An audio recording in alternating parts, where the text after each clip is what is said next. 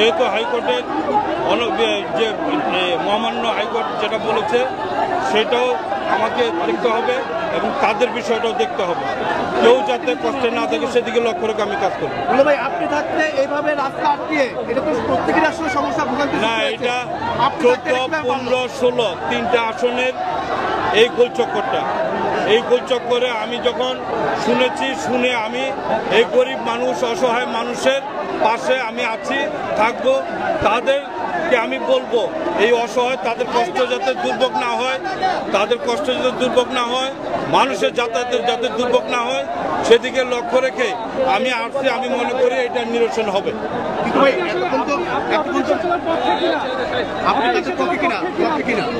হ্যাঁ, আমি মহামান্য হাইকোর্টের নির্দেশের বাইরে না, বাট মহামান্য হাইকোর্টের যে রোল দিয়েছে সেই রোলের পক্ষে আমি, এবং অসহায় মানুষে এরাও ব্যবসা করে খাবে, এরাও রিক্সা চালায় খাবে, যাতে রিক্সা চালাইতে পারে সেদিকে লক্ষ্য রেখে আমি তাদের সাথে আলোচনা করে আমি আমার ব্যবস্থা।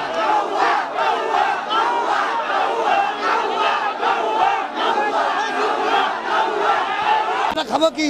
রিক্সা চলবে চলবে, রিক্সা চলবে চলবে, আমার কর্মব্যবস্থা না করতে হবে না, আমরা খাবো কি? সরকার ছাড়া কে এটা করছে? সরকার অনুমতি তো এটা আসছে, এমনি তো আসছে নাকি? আগে তো চলে নাই, আগে তো পায়ে রিক্সা চালাইছি আমরা নাকি? এটা সরকারে আনছে দেখে তো চলতেছে, আগে তো আর চলছে না, এখন এটা বন্ধ করে দেবে।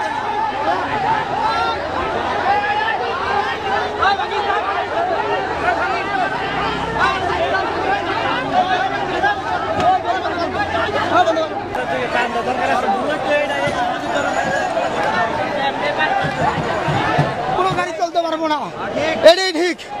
আমার কথা হলো একটা, সব বন্ধ হবে। অটো মাল আসে নাই বাংলাদেশে, আসছে এটা ইনপুট দিয়ে আসে নাই। একটা দোকান ওরা বন্ধ করছে, একটা দোকানে হামলা করছে যে ব্যাটারি বন্ধ করতে পারবো না। কালকে আমার গাড়ি ব্যাটারি খুলে রয়ে গেছে, আমি আজকে আমার বাচ্চা পোলাবান সব না খাওয়া করে রয়েছে, তাহলে আমরা কিভাবে চলবো এখন? হ্যাঁ, ওরা গাড়ি ধরলি 1200 টাকা দিই, 1200 একদিন বাজার না করে এখন টাকা দিয়ে দিই। হ্যাঁ, খাওয়ার পরেও এখনো আমাদের সাথে এইটা করতে আছে জুলুম, এই জুলুম আমরা মারি।